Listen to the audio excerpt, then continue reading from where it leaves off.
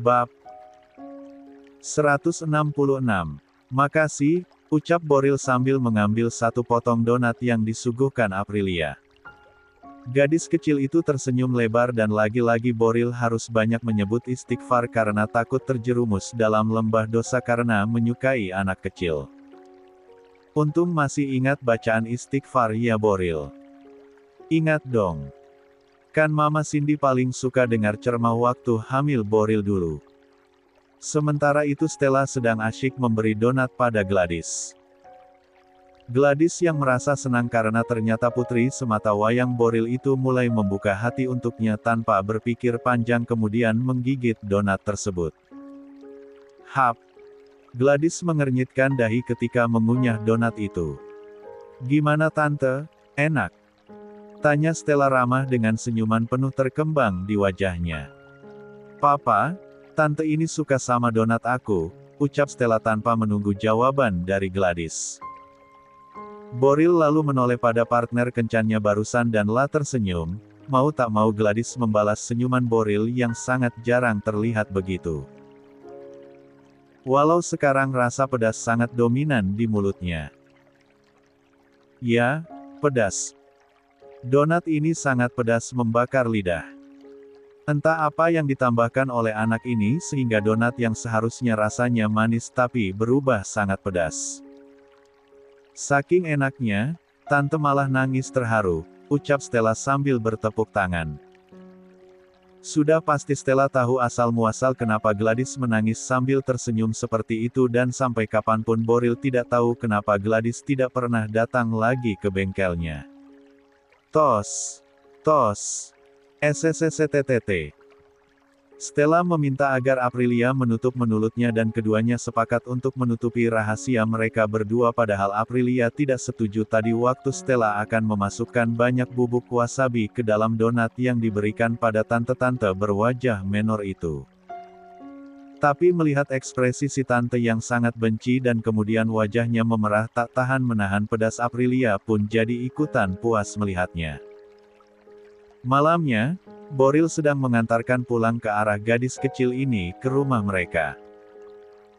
Stella yang tinggal di rumah kakek dan neneknya, lalu ikut mengantarkan Aprilia ke rumah tapi di tengah perjalanan dia tertidur hanya Aprilia yang masih terjaga padahal waktu masih menunjukkan jam 7 malam mungkin karena Stella terlalu kelelahan. Aku turun di sini aja, Om. Ucap si kecil Aprilia. Boril pun memberhentikan mobilnya di sisi gang depan yang akan menuju rumah. Mereka. Gak apa-apa Yu. Turun di sini. Anak kecil itu lalu mengernyitkan keningnya ketika Boril memanggilnya dengan sebutan Yu. Kok Om manggil aku Yu? Protesnya. Ya. Kan memang namanya Aprilia Ayu kan. Bagusan nama Ayu, gampang disebutnya. Ucap Boril singkat sedangkan si empunya nama hanya membulatkan mulutnya untuk kemudian bersiap turun. Tanpa tahu jika makna di balik kata tersebut selain mudah diucapkan juga karena unik. Nama Ayu berarti cantik dan wajahnya memang cantik namun sangat Eropa berbanding terbalik dengan namanya yang sangat berbau tradisional oleh karena itu Boril senang memanggilnya dengan sebutan yaitu dan juga agar berbeda dengan yang lain. Dadah Om.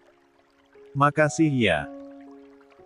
Aprilia mencium tangan Arik untuk kemudian segera cepat berlari menuju rumahnya seperti anak kecil kebanyakan yang baru pulang dari bermain dia sangat terlihat ceria sama seperti Stella.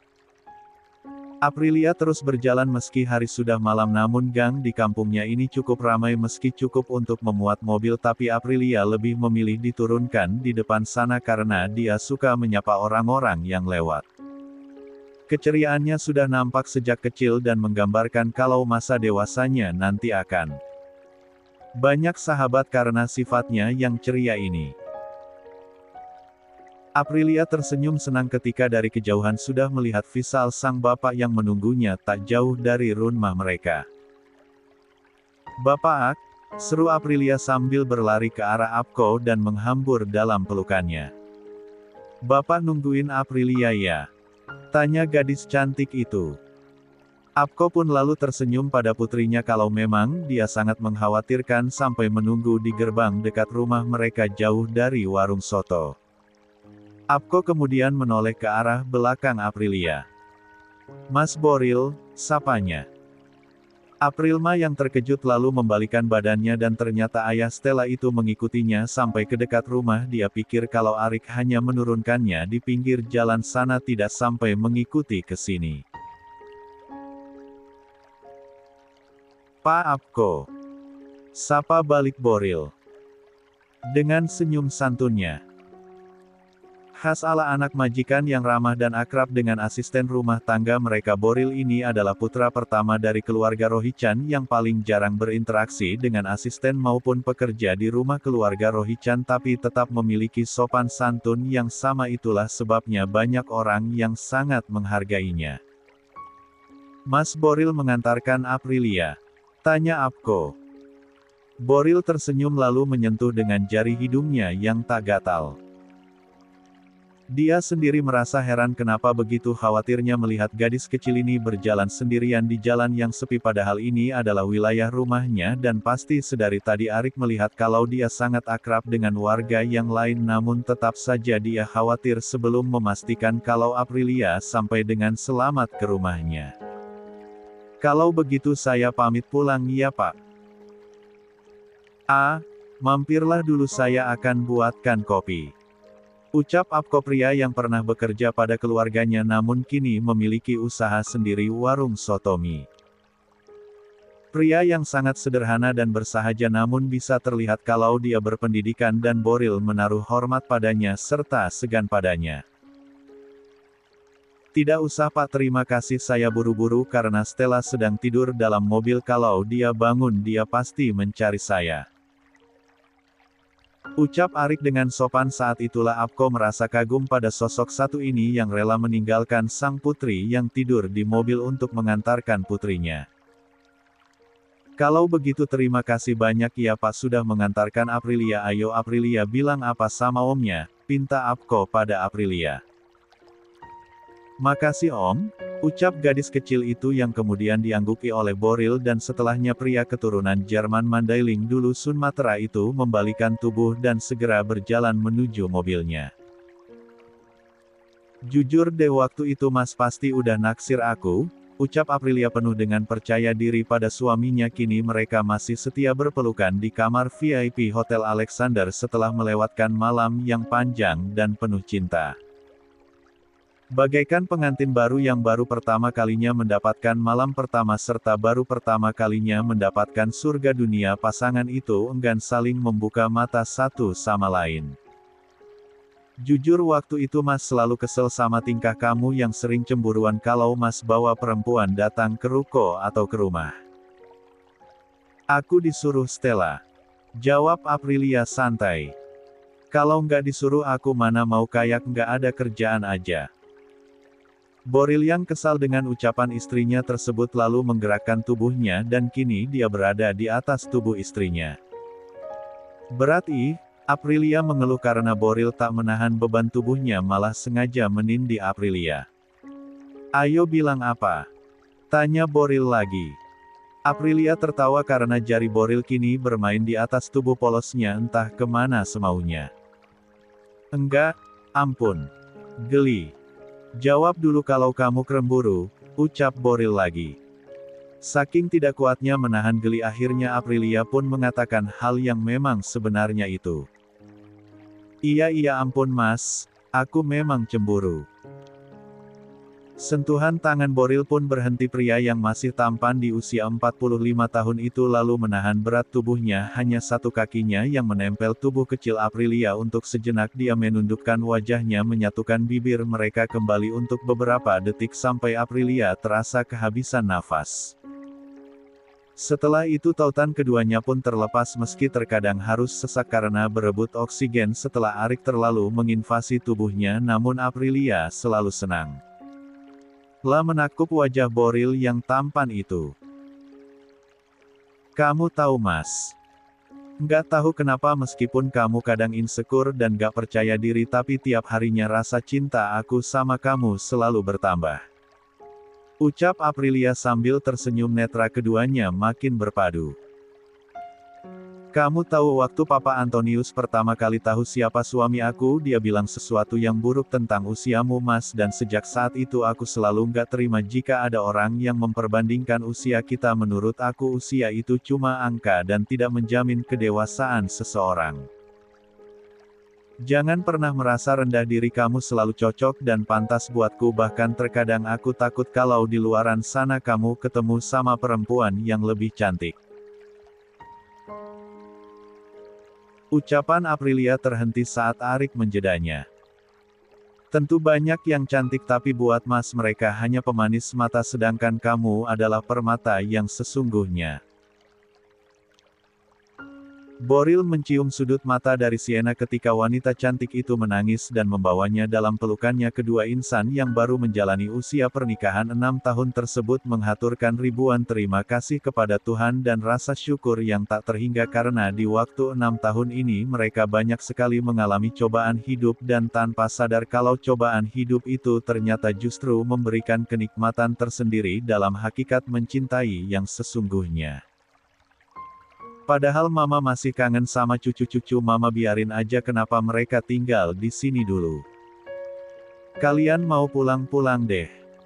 Biarin Azam sama Ziko di sini.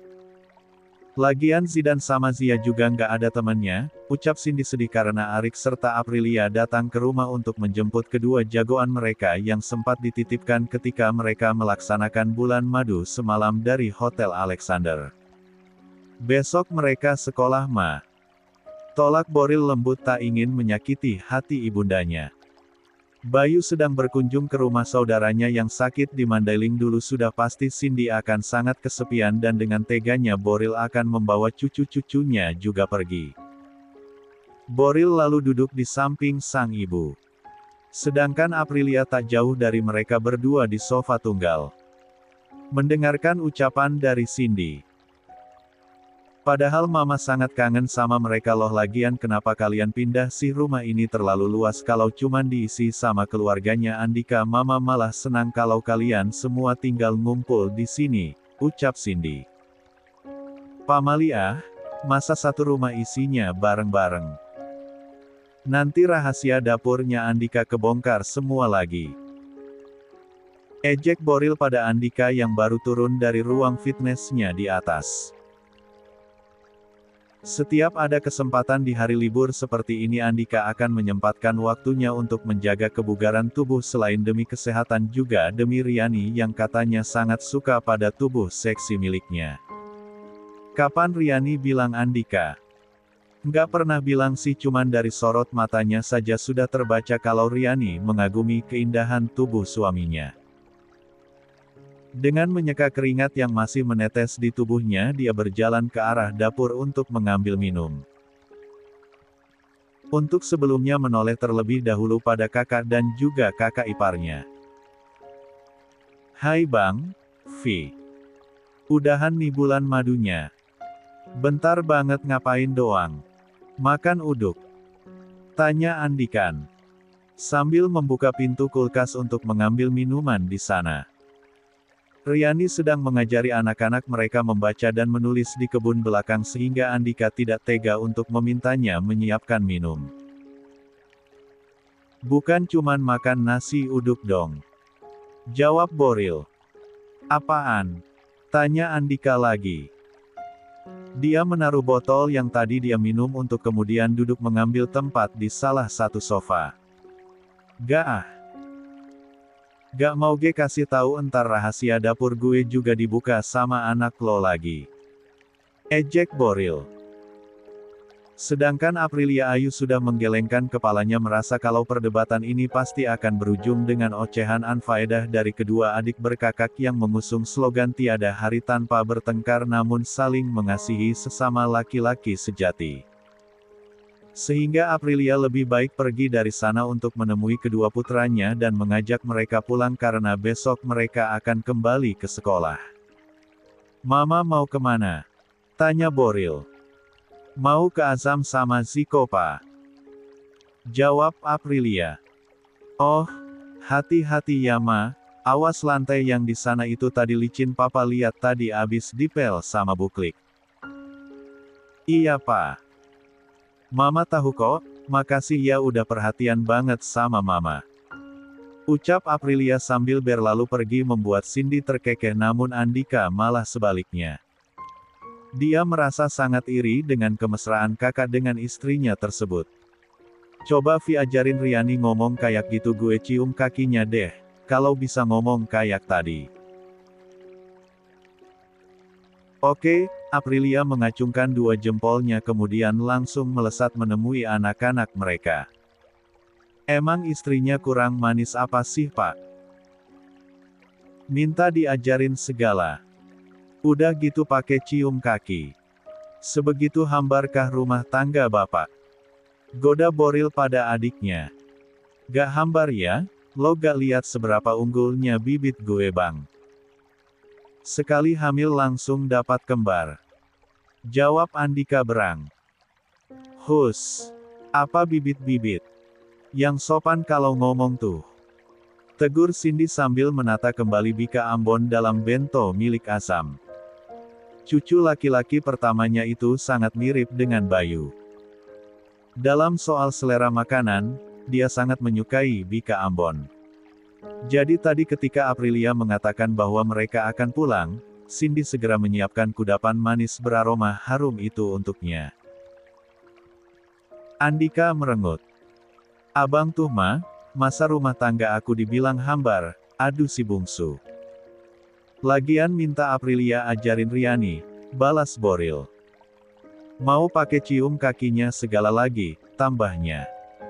Suka-suka gue dong, wajar kan kalau gue pengen istri gue bisa centil juga. Tapi buat gue doang ya. Balas Andika. Halah, kamu Andika, ngomong sama ember. Sembur Cindy. Si Riani jutek juga, kamu udah keedanan kayak gitu. Gimana kalau manis-manis? Bisa-bisa si Riani kamu kurung terus di kamar gak boleh keluar. Boril terkekeh karenanya. Mau diciumin kakinya terus ujar Boril. Mau cium kaki, cium tangan, cium apa kek terserah, tapi jangan lupa kunci pintu. Tegur Cindy menutup rapat bento milik Azam. Ia lalu menoleh pada Andika. Sering banget mama dengar kalau Zia itu suka ngomong ceplas-ceplos tentang orang tuanya dan itu nggak baik, tegur Cindy. Andika menggaruk bagian kepala belakang yang tak gatal, merasa memang dia selalu kecolongan ketika sedang bermesraan dengan istrinya dan putra-putrinya itu terkadang menyaksikan. Maaf enggak akan diulangi lagi, aku akan hati-hati mulai dari sekarang. Tuh denger. Tambah Boril. Berlaku juga buat kamu Boril. Mama gak pandang bulu ya, kadang mama lihat kamu kayak gitu sama istri kamu. Untung aja Azam sama Ziko gak lemes kayak Zia. Ujar Cindy dan si sulung pun ikut merengut karenanya dan Andika balas tertawa kini. Andai Cindy dan Andika tahu kalau adegan live, mereka yang ia dan Aprilia lakukan itu karena Aprilia duluan yang mulai dan tidak kenal tempat. Ya, Aprilia. Jujur saja beberapa bulan belakangan ini sejak beberapa helai uban mulai tumbuh di kepalanya, serta melihat sang cucu tumbuh dengan sehat dan semakin besar membuat Boril semakin kehilangan kepercayaan dirinya. Kadang kalau sudah seperti itu, Aprilia yang selalu mengerti peka, akan mulai merayunya dan siapa bisa menolak pesona seorang Aprilia Ayu bukan? Jadi kalau Boril kedapatan sedang bercumbu dengan istrinya di tempat terbuka, itu fix salah Aprilia. Boril hanya mengikutinya saja oke. Baiklah, Fernando Jose yang semakin menua, semakin insecure. Beruntunglah punya istri macam Aprilia Ayu yang peka dan selalu punya cara untuk menumbuhkan kepercayaan dirimu lagi. Dedi udah gak sayang sama Zia. Sama Zidan? Tanya putri bernetra biru yang kini melipat tangannya di atas perut kala sang Dedi merenovasi kamar samping untuk dijadikan kamar mereka. Siapa yang bilang? Andika berlutut untuk mensejajarkan tingginya dengan sang putri. Itu, kok boboknya pisah? Kan Zia udah gak ngompol lagi, kekehnya masih mencoba protes. Tidak mungkin kan Andika bilang kalau alasannya adalah tidak mau dipergokil lagi saat ekem-ekem. Bisa kena cermah lagi dari Angelina Jolie. Biar kamar Zidan sama Zia luas area bermainnya, jawab Andika. Luasan juga kamar Dedi sama Momi. Ranjangnya juga gede banget, ujar Zia tak mau kalah. Sedangkan Zidan sebenarnya juga merasa aneh kenapa tiba-tiba saja kamar mereka dipindah tapi dia tidak berani protes malah kini membantu Riani untuk mengambil selimut-selimut mereka meski ada beberapa asisten lain yang membantu namun Riani dan Cindy selalu menanamkan sifat selalu kerjakan sendiri apa yang bisa dikerjakan tanpa meminta bantuan siapapun termasuk itu asisten rumah tangga. Karena Cindy selalu bilang kalau asisten itu pekerjaannya, menolong.